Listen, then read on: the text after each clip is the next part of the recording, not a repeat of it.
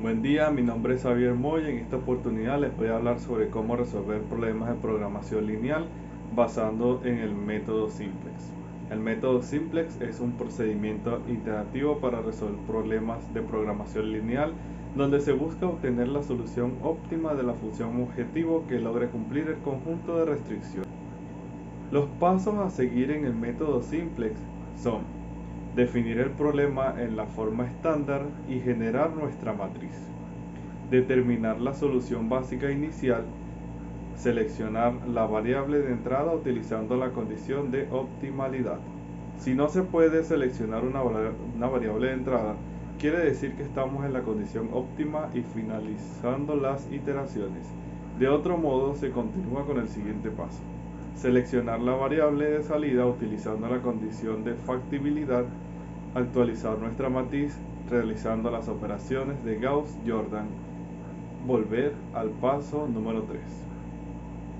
Primero, definir el problema en la forma estándar y generar la matriz. Un problema de programación lineal tiene la siguiente forma, donde x sub 1, x sub 2 o x sub n son las variables del problema. Antes de llevar nuestro modelo a la forma estándar, debemos verificar que todas las restricciones tienen el lado derecho no negativo, b sub 1, b sub 2, b sub m igual o menor a 0. ¿Qué hago si el lado derecho de la restricción es negativo?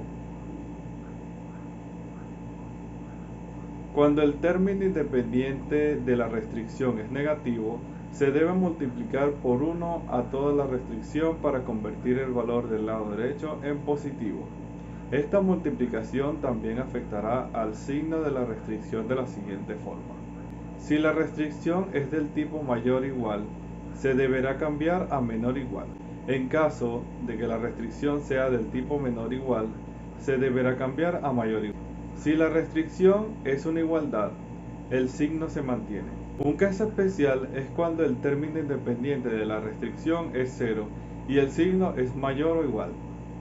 En dicha situación, podemos multiplicar la restricción por menos 1 para convertirla en menor o igual. Esto nos servirá para no utilizar variables artificiales como veremos posteriormente.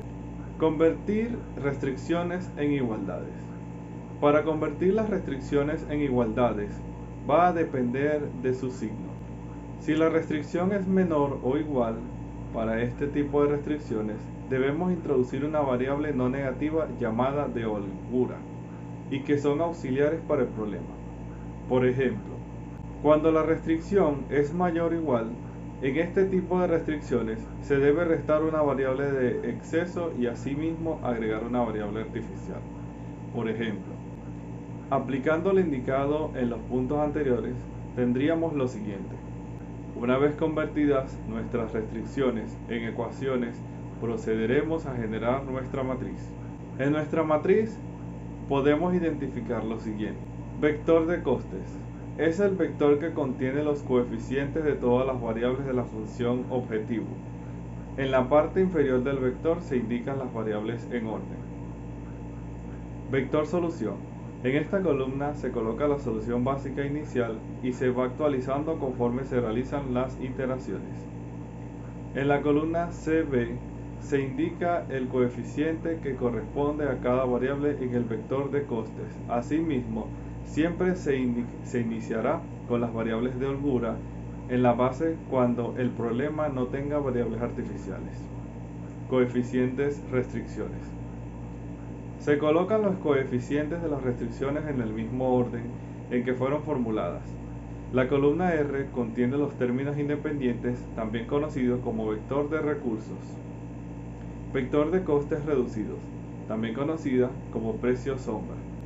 Este vector se calcula multiplicando el vector solución por los coeficientes de las restricciones y se resta el vector de costes. Al no existir variables artificiales, el vector de costes será igual al vector de costes multiplicando por menos 1. Determinar la solución básica inicial.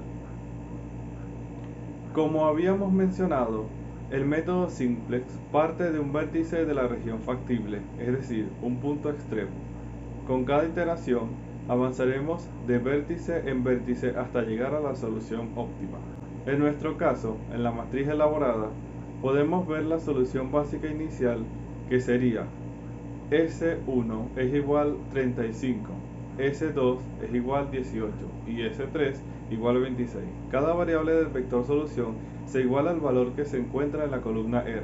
Estas variables se denominan variables básicas.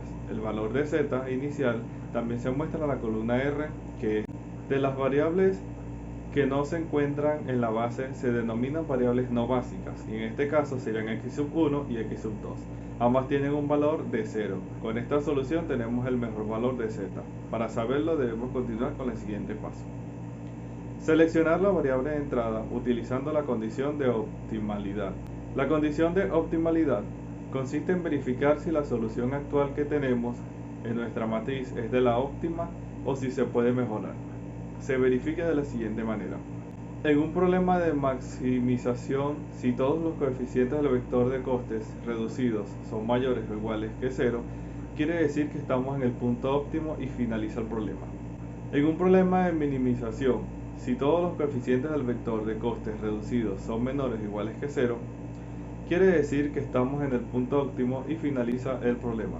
Siguiendo con el ejemplo, siendo el problema de maximización, podemos ver que en el vector de costes reducidos existen valores negativos, lo que significa que no estamos en el óptimo. Eso quiere decir que debemos iniciar las iteraciones, seleccionando la variable de entrada. La variable de entrada hace referencia a una de las variables no básicas que ingresará a la base y formará parte de la solución del problema.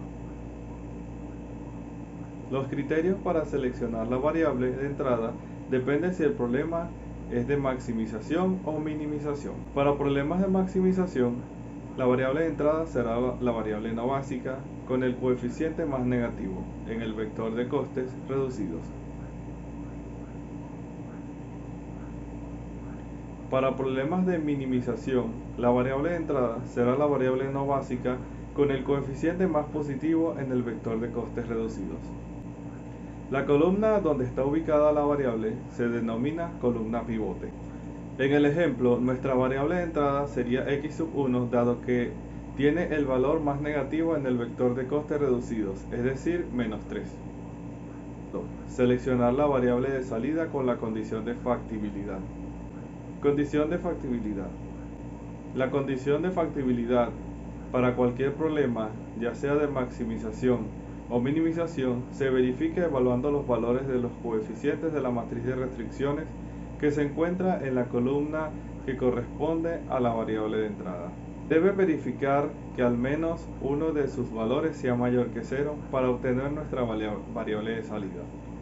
Si no se cumple esta condición, significa que el problema tiene solución ilimitada, no acotada. Variable de salida. Para determinar la variable que sale de la base, se debe dividir el valor correspondiente a la columna R con su respectivo coeficiente en la columna de la variable de entrada, siempre y cuando este coeficiente sea estrictamente positivo. De los resultados obtenidos, el menor valor corresponde a la fila que contiene la variable de salida. Esta fila la llamaremos fila pivote. Veremos su aplicación con el ejemplo. La variable de salida sería S2. El número que se encuentra al cruzar la fila pivote y la columna pivote en el elemento pivote, en nuestro caso sería 3. Actualizar la matriz. Una vez determinado nuestro elemento pivote, realizaremos las operaciones de Gauss-Jordan para formar nuestra matriz identidad. El nuevo valor de cada fila se calculará de la siguiente manera. Para la fila pivote, el nuevo valor se obtendrá dividiendo el valor actual entre el elemento pivote. Nuevo valor fila pivote igual valor actual fila pivote entre elemento pivote. Para las otras filas, el nuevo valor se calcula restando del valor actual la multiplicación del elemento de la fila que se encuentra en la columna pivote por el nuevo valor calculado en la fila pivote. Nuevo valor es igual valor actual menos elemento fila columna pivote por nuevo valor fila pivote.